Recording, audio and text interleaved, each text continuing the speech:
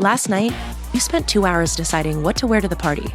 This morning, it'll take you 2 minutes to list it on Depop and make your money back. Just grab your phone, snap a few photos, and we'll take care of the rest. The sheer dress and platform heels you'll never wear again? There's a birthday girl searching for them right now. Your one and done look is about to pay for your next night out. Or at least the ride home. Your style can make you cash. Start selling on Depop, where taste recognizes taste. The year it was 2019, and the place, Hawaii. And I mean, come on, sure, there's worse places to be than that. In 2019, 10.5 million people thought so, because that's how many visited them islands. Hawaii is a place that... Well, I mean, it's Hawaii, come on, what more do I need to say? However, when the Campbell family moved there, sure, they liked it just fine. The Campbells, that was James, 36, Brittany, 37, and their 2 boys. They had moved to Oahu. James worked in the US Navy, so he was based there and brought the fam along, though they were originally from California. So far, in Oahu, so good. You know, they were a family who, they loved the outdoors, so there's not much better places than Hawaii, where you got the beach, you get the hikes. Their sons got on great. You know, they would say it was a happy-ass time when they moved there initially. Though it had some drawbacks, there was a lot to like. But where they were doing some living, they were living in a nice, it was military housing, a nice 2-story house in Honolulu, not far from the airport. Nice, quite safe, it was a cul-de-sac. Hey, living's good. James and Brittany had been married for about a year at this stage, marrying in 2018 in Vegas, baby! By Elvis, fingers crossed they didn't miss out on that one. Oh, they actually didn't. Good for them. James and Brittany, though, had known each other since high school, and they had a sort of on-again, off-again type of dealio, reconnecting later in life and getting hitched. Brittany, the outgoing one, she had modelled previously. James, the more serious, level-headed one. A musician, but now Navy, so they made a fine pair. The 2 boys were in fact from a previous marriage James had, and Brittany, by all accounts, was an incredible stepmom. So the move to Hawaii was sort of, a fresh start for them all. A fresh family, fresh town, fresh horrors, too. See, it wasn't entirely long after they moved into this house that they noticed some very strange and weird things began to happen. A lot at first, it's the sort of thing that, you just sort of put it down to a new house. How do houses work, am I right? Who knows? For example, one day Brittany went down to the garage where they had a lot of cardboard boxes as they were still sort of, moving in. Stuff had been all packed away. But it wasn't packed away anymore. It was like somebody had been rummaging through. There was shite everywhere. The boxes were totally, torn open, thrown on their sides. Brittany thought maybe one of the kids had been rummaging through. She asked James. Nobody copped to it. Another time, Brittany was in her bedroom, doing DL makeup, watching makeup tutorials, when she heard the front door slam shut. Brittany was in the house alone at the time, and when she went down, there was nobody there.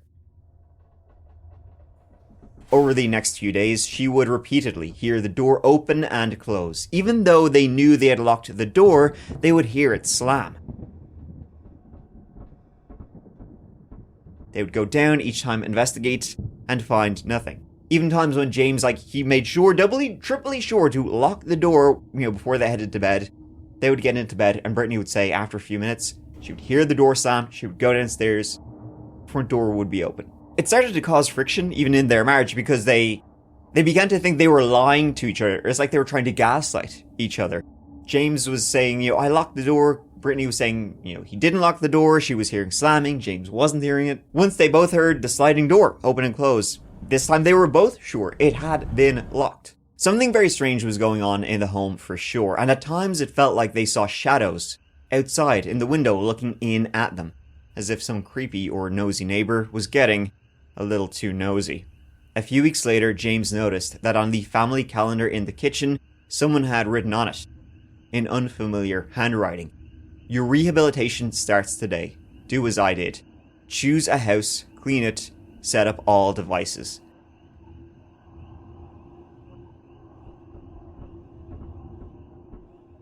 He asked Brittany, hey, was that your chicken scratch? She said no.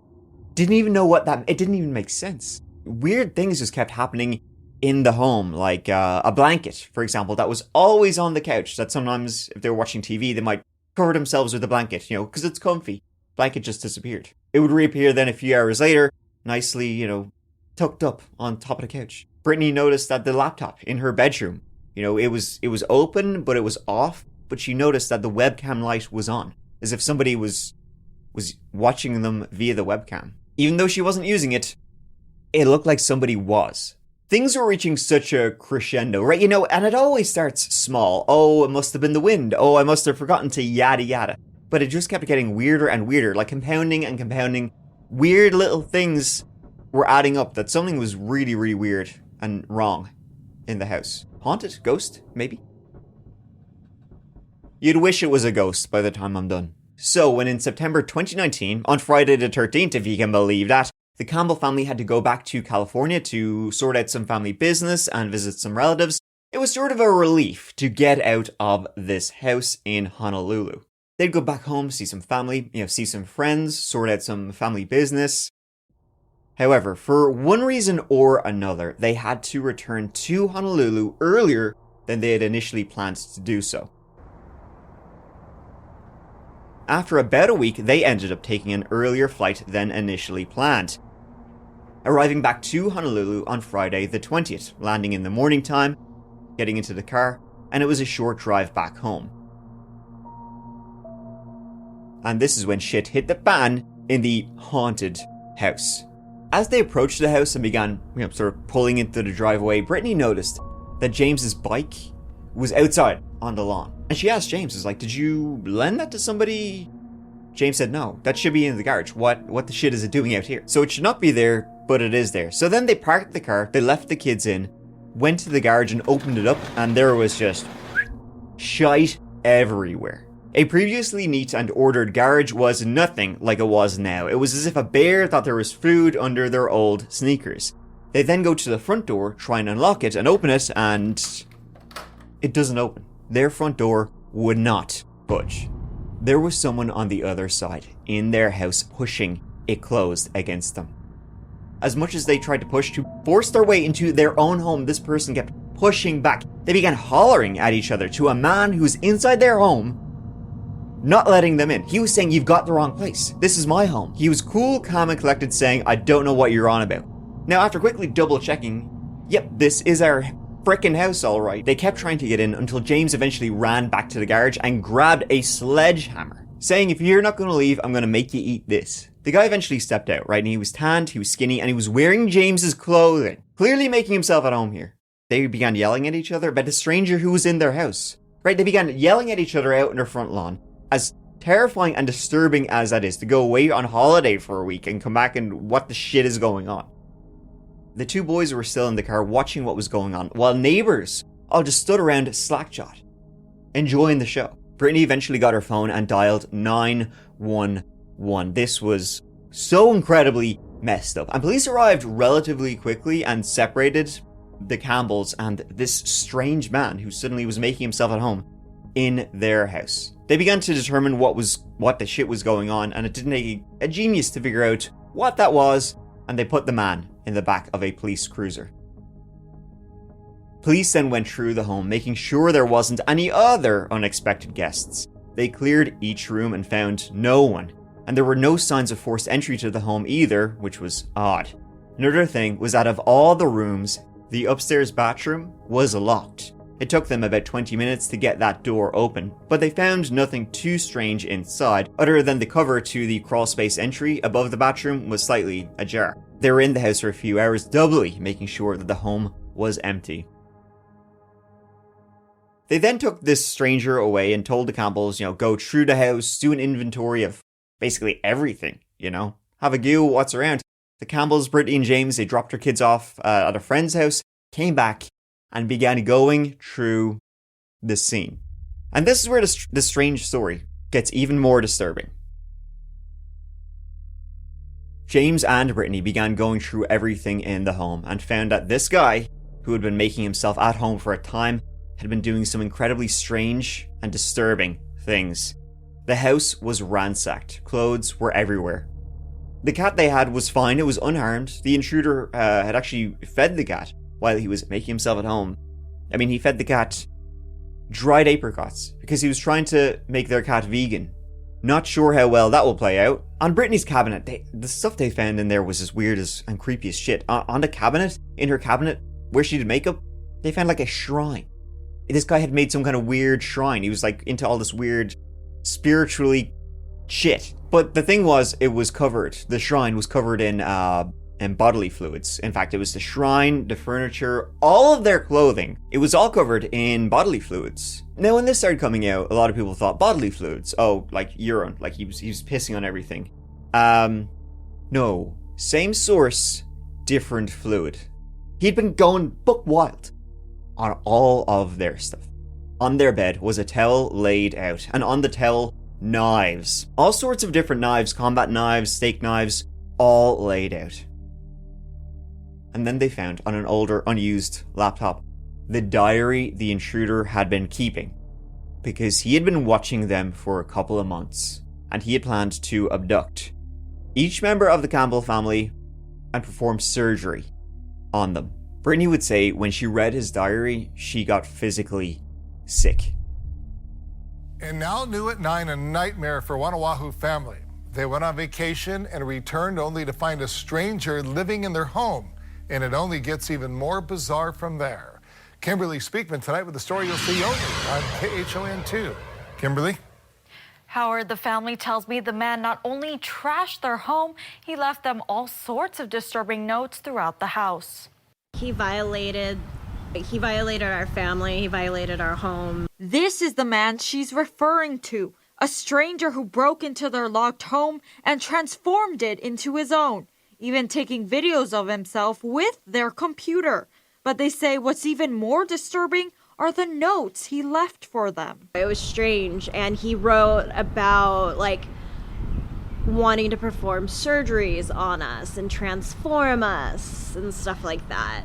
They found weird concoctions in the kitchens, items left out, and bodily fluids all over furniture. Everything was torn apart, like Brittany's, things were put out on display and kind of organized, but chaotic at the same time. They didn't even know he had made himself at home until they returned. I got to the front door, and when I got there, there was a stranger at the door. I yelled at him to get out of the house. Police arrived at the scene and arrested him. Ezequiel Zayas was charged with burglary, but This story started getting a lot of traction when James, posting under the username TheEvilDad2, posted about it on Reddit, under the title, "Returned from vacation to stranger living in my home, planned to drug and surgically transform wife and children. Last September, my family and I returned home from leave to a stranger in our home, wearing my clothes. I confronted the man until police ultimately arrested him. After the house was cleared by police, we dropped the kids off at a friend's house and returned to do an inventory of the home. During the inventory, we discovered several pages of notes detailing my wife and children as his subjects and his plans to transform them with surgery. There were several religious, spiritual aspects to what we found in his notes and in the house, which led us to suspect he may be involved with a cult. He used my son's Xbox to look up transgender pornography and research how to procure medical equipment and perform the surgeries. He entered our home on Friday the 13th, and neighbours had witnessed what they suspected to be a domestic abuse between him and an unidentified female. However, when they called for security, nobody responded or followed up with the complaint. The male suspect has since been deemed unfit to stand trial and is committed to Hawaii State Hospital. Now, initially, it was suspected that this fella was a member of the growing homeless population in Hawaii. A lot of homeless people go to Hawaii because, hey, weather's great. And, sometimes they would break into what they thought were vacant homes. But after reading the Omnivore Trials, which is his name, his title for what he was planning on doing, this seemed to be quite different from any sort of everyday shite. The intruder was named Ezequiel Zayas, 23 years of age, originally from Bridgeport, Connecticut, on the complete opposite side of the country. From what little info there is about him online, Ezequiel, who went by Freaky Zeke online, he was like a wannabe rapper. It's been a while since I moved from the city. Now I'm making music, grinding hard, repping the 203. Coming from the trenches, the nitty gritty. My time go hard, Connecticut on the map. Can't listen to Diddy. Ashley, if you hear this, baby, call me. I ain't living in the past, but you lost me. If you're listening, I hope you feel this. And he frequently uploaded his tsunamis to SoundCloud, if you can believe such a thing.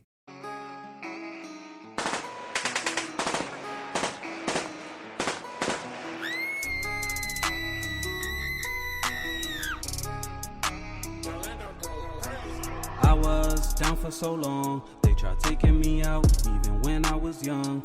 Tell them try that shit now, you'll end up on the floor. Yeah, I'm gunning straight, busting cause I'm ready for war. I'm ready for war. Death'll be knocking at your door. He also frequently used Facebook. Well, a lot of whinging on his Facebook page, to be honest. Seems like a bit of a moan bag. He was also the father of at least one child, a girl. And other than that, it's sort of hard to pin down a lot of information about him, other than he was trying to start a rap career and lived in Connecticut. Trying to piece this puzzle together like, can I get a clue? And who am I to think a man should never cry? They coming down my eyes cause I don't know who I could trust in this life. This shit is gonna be... Listen. Whole lot of life to live and I got a whole lot of money to spend, so I gotta worry about all the things I don't wanna. I've been focused on the green since I got on. Whole lot of life to live and I got a whole lot of money to spend, so I gotta worry about all the things I... But the thing was, he had lived in Connecticut because in August 2019, he was reported missing by his mom. Zayas, 23, is described as a white man with brown hair and brown eyes, standing 6 feet tall and weighing around 150 pounds. Police say he was last seen wearing a white and yellow t-shirt, beige khakis, and black and white sneakers. He was last seen in Bridgeport on July 29, police said.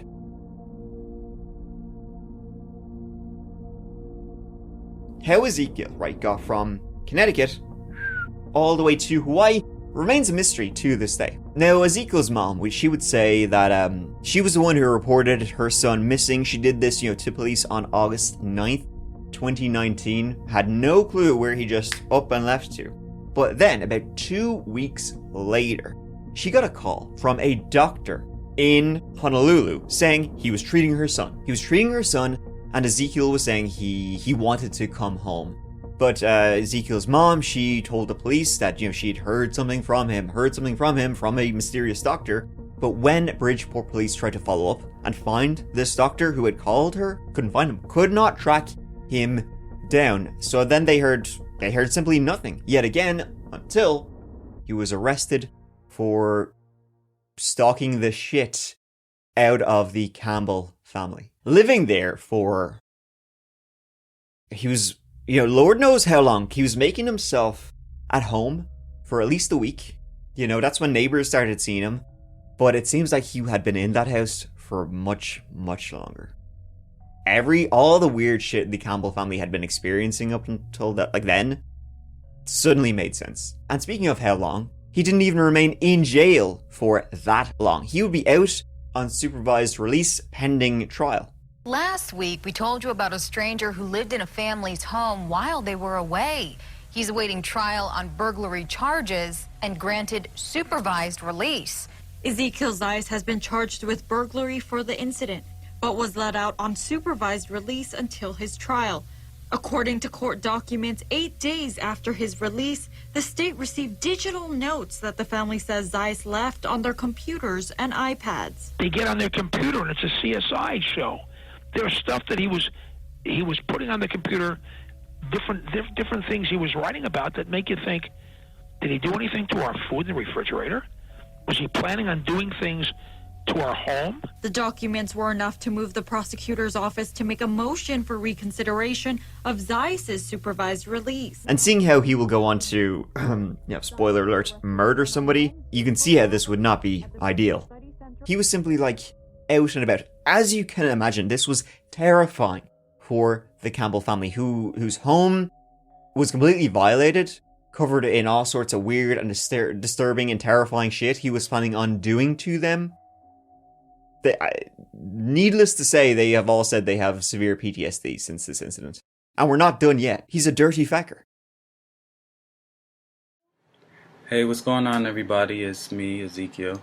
I'm actually doing this video to show some ways that you can change your outer appearance. This is day 2 of the trials that I've been working on. This one is just called cosmetology. I swear things go missing all the time. It's like somebody doesn't want me to be doing this. He had been filming these videos, which the Campbells found on their computer. They found these weird concoctions and potions he'd been making, presumably to use on the family. In the kitchen, it looked like he had been cooking with his own shite. He'd made these cakes with workout supplements, collagen, and then he added in some of his own pee for good measure. Bon appetit! He had placed these in the fridge where it had solidified into these weird and gross pea cakes. And then there were the notes left behind. The diary. The omnivore trials. Let me just read out a couple of sections because they are batshit bananas, scary as all hell, and this is what he'd been planning on doing to them. Transformation process. A rehabilitation for rat-like creatures created by Ezequiel H. Zayas. Today's trial consisted of trying to use makeup for cosmetic changes. It kind of failed, but I believe there will be progress. It's hard to figure out what to do because I still haven't had a real connection with the consultant.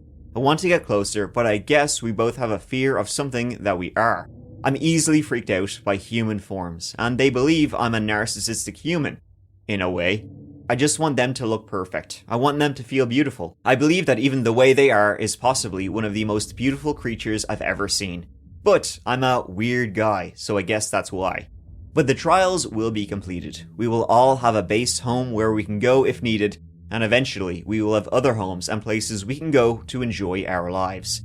I'm going to need some medical equipment from the omnivores and myself. There are things that have to be improved for the both of us. I believe I need to treat my jaundice a bit, and for the omnivores I need to get them to a stage where they are fit to become an Ezequiel. Of course, training will be a bit more difficult now that everybody is settled at home and watching TV regularly. He listed out the things he would need for the surgery to transform them from omnivores into the perfect being he called Ezequiels. I need a jaundice treatment light. I need a hospital bed, one that can stretch up to 6 feet. I need tools that a surgeon would normally use. I need heart monitors, blood pressure cuffs, anesthesia machine, oxygen tanks, IV equipment, blood transfusion machine, colonoscopy and endoscopy equipment, life support machines.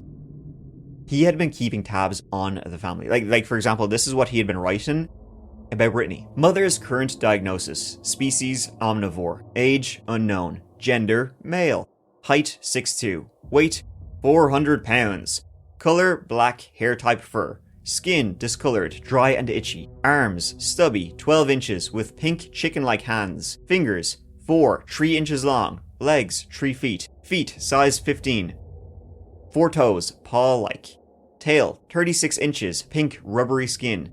Mother's health issues: complaints of boils or skin agitation on penis, toe fungus, itchy anus, itchy skin.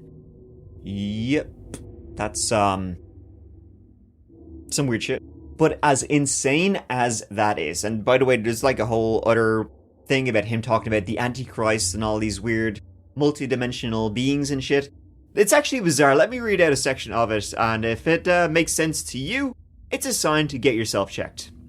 Most of you know the story of the Antichrist. They've seen movies and heard stories about how he'd be this evil man that will control everyone and possibly label them to, I don't know, maybe go to hell and never return to Earth. But what if that story was bullshit? What if he was just a kid? What if he was a soul chosen to open the world's eyes to things that they weren't able to see themselves? The faults in government, the signs of medical malpractice. And yada yada, it sort of just goes on from there, just plain shite talking, to be honest. As weird as that shit is, he had written down in his diary, like, stuff he would only have known if he had been listening into their conversations and watching them for a long time. For example, Brittany and James had been trying to have a kid together. They had not told anybody about this. He had written about it. They found out he had been Googling hospital beds, where to buy, how to do surgery, remove limbs, gender reassignment surgery, the types of drugs to use. He was planning on performing anal reconstructive surgery. I don't know what he was planning on shoving up there, but all I can say to that is Jenga. It would be determined that Ezequiel had been in that house for a long time, watching the family, hiding in the crawl space above the bathroom. Their upstairs bathroom, the one the door was locked to. Now, in a sort of lucky, I don't think the luck has anything to do with the story, but in a sort of a twist, Ezequiel was arrested again less than 2 weeks after being released when he vandalized a Buddhist temple in Honolulu. This time he wasn't getting out. But for the poor Campbells, who had moved, who had changed all of their info, who had thrown out almost every single thing they owned, this horrifying story was still not over. They then got a call from a strange woman. This woman was asking to speak to the boys, presumably their kids. Now, Brittany had uploaded a couple of videos about this whole situation, explaining it, so I'll let her kind of explain this part. Hi guys, this is Brittany, otherwise known as Honeybee Royale. I am the wife of the Evil Dad 2, and he made a post on the subreddit, the true crime subreddit the other day, about a situation our family's going through and a crime that happened against our family. So, a big shout out, a big thank you to Stolen Stuff Hawaii and the True Crime subreddit for getting the word out about our situation and just bringing more awareness to our story. We were what he referred to as omnivores, and he felt that he, through a cosmetic and surgical transformation and through the use of drugs he concocted, which we also found drugs that he had mixed up in our home. They were labeled to be used on our family. So he had written out this plan to perform, gender reassignment surgery on us, anal reconstructive surgery on us, among other various surgeries. And he wrote observations from, watching our family. So since then, our family has been relocated. We are living in a safe space, but recently my husband got a phone call from an unknown woman who demanded to speak to the children. And, we didn't know who this was. And so my husband kind of wanted clarification, like, what? And then the woman was like, the boys, like, let me speak to the boys. So my husband asked who it was, and she hung up. We thought this was odd, and we did a little bit of research, and this woman is actually a member of a cult that has similar ideas to the person that we had in our home, similar ideas as to the intruder in our home had. So we are seeing this as a connection. Who was that? They don't know. I mean, strange things had been going on. First, that was when the Campbells left to go to California, when Ezequiel started living it up in their home. Neighbors had called police on him because he was looking in their windows. Neighbors actually took this picture of him wandering the neighborhood. Neighbors weren't even aware the Campbells had left because they saw people in their home. Neighbors would say they saw strange people out and about, trespassing into their backyards. A police report had even been filed weeks before this all went down. This man was seen peeking through windows and watching kids as they walked home from school. 2 neighbors called on police for him being, a freaky Zeke. But police said he isn't technically doing anything wrong. The neighbors then called police again because of reports of a domestic going on in the Campbell's home between Ezequiel. He was shouting and roaring his head off at some unidentified woman. Unidentified still to this day. So there was other people in the house. Now, from Ezequiel's writing and from that call they got, who were obviously aware of the Campbells, it's been speculated that Ezequiel was a member of a cult. And there's a surprising amount of cults in Hawaii, if you can believe such a thing. Hey, hot weather makes you go insane, I guess.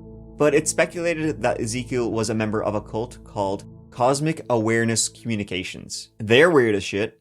Welcome to the Cosmic Awareness Communications community, commonly known as CAC, a spiritual, non-dogmatic group focused on self-discovery from a cosmic perspective. Information from Cosmic Awareness is meant for personal reflection, not worship.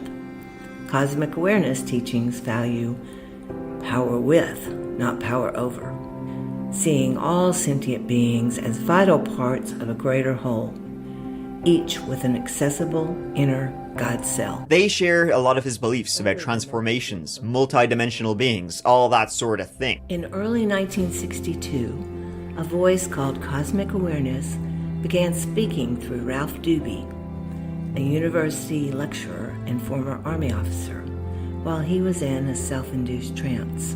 Interesting. We are not comfortable naming the cult at this time, but we received a phone call from a woman demanding to speak to the kids, and when we kind of tracked back who this woman was, she is a member of this cult, and they believe in multidimensional beings, collective consciousness. She claims to be a light worker for this cult, and a lot of their ideas really match up with the writings that the intruder had left in our home. In addition to that, he had also burglarized a Buddhist temple, and he had set up kind of a little religious shrine as well in our bedroom. So, all those dots kind of connect together, along with the fact that this woman who called us, she has a contact in Hawaii who we believe that we've seen before. She's a very distinct looking woman. She's an older woman, and she has a glass eye, so it's pretty hard to miss her, and we recall meeting her somewhere before. So that's why that's how we kind of drew the lines together. A mentally ill Ezequiel likely become involved with them somehow. Whether that was before or after he arrived in Hawaii remains unknown, but he is still in Hawaii to this day. In August of 2020, while awaiting trial for vandalizing a Buddhist temple and doing all sorts of shit to the Campbells, he was still awaiting trial because of that pandemic. It had caused a backlog. And then during that time, Ezequiel actually caught COVID. So he was placed into isolation with two other prisoners who also had caught COVID. One was named Vance Grace, and then there was another prisoner. Vance was in for theft and drugs and was due to be out in a month, but he wouldn't be out at all, as Ezequiel brutally beat him in an unprovoked attack. Prisoners began calling for help, guards rushed in, but the gate got stuck. They couldn't get in while Ezequiel brutally stomped on Vance Grace's head. He beat him to death. So not only was Ezequiel a stalker, a wannabe surgeon, he was also a killer in an unprovoked attack. I don't think that whole idea of surgery, you can definitely take that a lot more seriously now. It was in August of 2023 that Ezequiel was sentenced for his many crimes, the judge saying he possesses a significant lethal danger to the community. Doctors who examined him agreeing, saying he poses a high risk of future violence. Even medical records stated, quote, "Defendant has been singular, malevolent, and truculent, replete with mental preoccupations of raping children, Satanism, and various forms of assault." Ezequiel managed to plead guilty to manslaughter and to the crimes committed against the Campbells and the Buddhist temple. He was sentenced to a combined 40 years in prison. Campbells left Hawaii 6 months after the entire incident, not surprising. It certainly wasn't easy for the family. They had to undergo extensive PTSD treatment. James would medically retire from the Navy, partially due to this, and they would move back to California, never sleeping soundly again. And Brittany since posted some videos explaining more of what happened and why they think he chose their house, of all places. So, we do have a few theories about why or how he targeted our family, most of which we cannot go into. However, there is one theory that we have that we can share with you. We are a fairly public family. My husband was in a touring band. This intruder in our home was also an aspiring musician. You know, he had his music out there. He wrote on his page about how he had been planning on getting merch to get, making merch to sell. So he was an aspiring musician. It seems a little bit of a coincidence that this aspiring musician would just happen upon the home of a family that had thousands of dollars of music equipment in it. My husband is no longer a musician professionally. However, the people who were in his band and some of the contacts that he had did go on to do some pretty big things. So it's very possible that this person heard about our family through that connection. Me personally, I used to model. I was a fairly public person. Maybe it heard of me somehow. And then the kid's mom, our boys, their birth mother, she's pretty popular on Instagram. She's got a lot of followers. Maybe he found us through that channel. We don't really know. But those are just a few of the. That's just kind of like one of the ideas that we have.